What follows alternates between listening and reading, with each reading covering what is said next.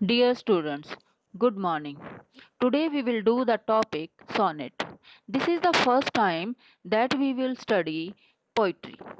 In the previous semesters, you have studied short stories and essays.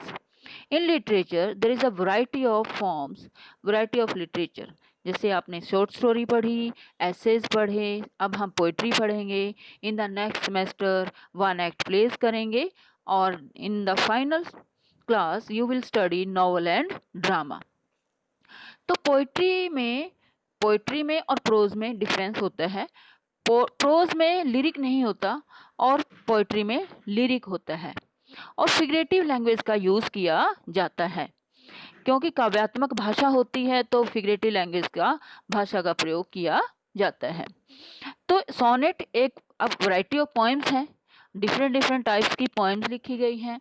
जैसे first poem है आपकी, वो है 14 लाइन की पोएम और 14 लाइन की पोएम को हम कहते हैं सोनेट. और नेक्स्ट सोनेट एक और है आपके सिलेबस में, the world is too much with us. Okay. और देन लॉन्ग पोएम्स है आपकी ode on Grecian and elegy written in a country churchyard. तो अलग अलग टाइप्स की कोई पोएम एलिजी है, कोई ओड है. तो डिफरेंट डिफरेंट टाइप्स की पोएम्स हैं. फर्स्ट पोएम आपकी सोनेट है. तो first of all we should know what is sonnet. तो sonnet is a poem made up of 14 lines. It has intricate rhyme scheme. अब राइम स्कीम क्या है? What is rhyme scheme? Rhyme scheme बेटा जो poems की lines होती हैं और पोएम्स की लाइंस में लास्ट लाइन की जो साउंड होती है वो मैच करती है. जैसे फॉर एग्जाम्पल फर्स्ट लाइन में लास्ट वर्ड की साउंड जो लास्ट साउंड है ड और उससे नेक्स्ट लाइन है ट. पहले ड का नाम रखेंगे हम पहली लाइन का ए और सेकंड लाइन में हम कहेंगे बी. देन थर्ड लाइन में फिर आगे डैश साउंड तो उसे हम ए नाम देंगे. तो इस तरह से वो राइम स्कीम का नाम हम साउंड के अकॉर्डिंग देते जाएंगे. लिरिक के अकॉर्डिंग ओके राइम स्कीम होगी. तो there are two types of sonnets, Petrarchan sonnet and Shakespearean sonnet. अब पेट्रार्कन सोनेट क्या थी? इटली में 14th सेंचुरी में पेट्रार्क पोइट हुए हैं और उन्होंने सोनेट लिखी है और उस सोनेट का नाम दिया गया पेट्रार्कन सोनेट. तो पेट्रार्कन सोनेट में क्या था? पेट्रार्कन सोनेट में टू पार्ट्स में डिवाइड की गई पेट्रार्कन सोनेट. एक फर्स्ट पार्ट को कहा गया ऑक्टेव. ऑक्टेव में होती हैं 8 लाइंस. फर्स्ट 8 लाइंस को क्या कहा गया? Octave. And the next 6 lines को कहा गया सस्टेट. अब फर्स्ट 8 लाइंस में पेट्रार्क पोइट ने अपनी प्रॉब्लम रखी, अपनी बात कही, अपने आइडियाज एक्सप्रेस किए और नेक्स्ट 6 लाइंस में उनका सॉल्यूशन प्रेजेंट किया. तो इसलिए उसकी राइम स्कीम भी पेट्रार्कन सोनेट में राइम स्कीम डिफरेंट थी. ए बी बी ए पहली 8 लाइंस की राइम स्कीम ये थी और नेक्स्ट 6 लाइंस की थी सी डी ई या फिर सी डी. तो इटालियन मीन्स द इटालियन, क्योंकि इटली में स्टार्ट हुई, इसे इटालियन सोनेट भी कहा जाता है और पेट्रार्कन सोनेट भी. The Petrarchan sonnet is named after the Italian poet Petrarch and it is divided into two parts, octave and sestet. Having a rhyme scheme ABBA, ABBA, CDE, CDE or CD. The octave proposes a question or an idea and sestet comments upon or criticizes. Petrarchan sonnet was almost concerned with the courtly love and written in praise of love and beauty. इनका subject था जो mainly love और beauty के बारे में poem लिखी जाती थी. After that in the 16th century in England poet sonnet has been written. Okay, लिखी गई उसमें.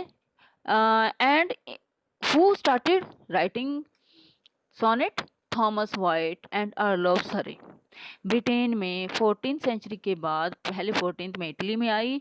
16th सेंचुरी में शेक्सपियन सोनेट फर्स्ट टाइम, जिसे बाद में शेक्सपियन सोनेट के नाम से जाना गया, वो इंट्रोड्यूस की गई. Thomas Wyatt and Earl of सरे जो पोइट हुए, उन्होंने इंग्लिश में फर्स्ट टाइम 16th सेंचुरी में पोएम लिखी.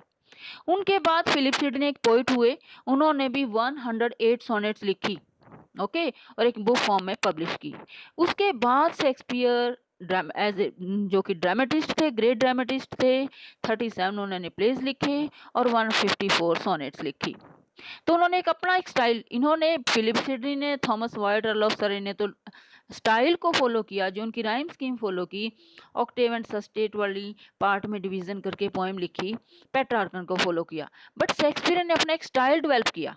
शेक्सपियर की जो सोनेट थी, शेक्सपियरियन सोनेट में क्या थे, 3 क्वार्टरंस ऑफ 4 लाइन, मतलब 4-4 लाइन के 3 पैरास, 12 लाइन्स होगी एंड 1 कपलेट, और 2 लाइन्स थी जो उनकी राइम स्कीम सेम थी, और उसने लास्ट अपनी कंक्लूजन जो प्रेजेंट किया वो लास्ट की 2 लाइन्स में प्रेजेंट किया, जिसे हम कहते हैं कपलेट। तो the Shakespearean sonnet was introduced by Thomas Wyatt and the Earl of Surrey into English poetry in the first half of the 16th century.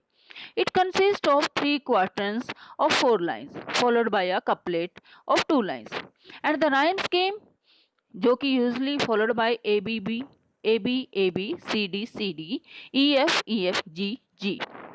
Okay, तो द 3 क्वार्टरंस थे, यहाँ 4 क्वार्टरंस लिख दे, इसे एडिट कर देते हैं। 3 quatrains usually propose and explore an idea. पहले 3 क्वार्टरंस में आइडिया को प्रपोज किया गया, एक्सप्लोर किया गया, और लास्ट की 2 लाइन्स में उन्होंने कंक्लूजन प्रेजेंट किया। ओके, तो लास्ट की 2 लाइन्स में, जैसे फर्स्ट आपकी सोनेट 18th है, तो सोनेट 18th में क्या है कि पहले 12 लाइन्स में पोइट अपने आइडियाज एक्सप्रेस करता है, और लास्ट की लाइन्स में वो कंक्लूजन प्रेजेंट करते हैं। ओके, तो मोस्ट ऑफन क्या होता है कि लास्ट में कंक्लूजन ही प्रेजेंट किया जाता है। और शेक्सपियर सोनेट में उन्होंने इयम्बिक पेंटामीटर का प्रयोग किया। इयम्बिक पेंटामीटर मीन्स छंद, एक टाइप से छंद है। अब और भी पोएटिक डिवाइसेस हैं, जैसे पोएम में उन्होंने सिमिली यूज़ की, मेटाफर यूज़ किया। तो ये जो क्वालिटीज़ हैं सोनेट्स की या पोएम्स की, मैं सोनेट 18th जब हम करेंगे तो उसमें हम डिस्कस करेंगे। नेक्स्ट वीडियो में आपको सोनेट 18th के बारे में भेजूंगी। तो आप बेटा इसे शेक्सपियर जो सोनेट की डेफिनेशन है आप इसे लिखें, याद करें, और इसके बाद हम सोनेट 18th की वीडियो सेंड करेंगे। Thank you.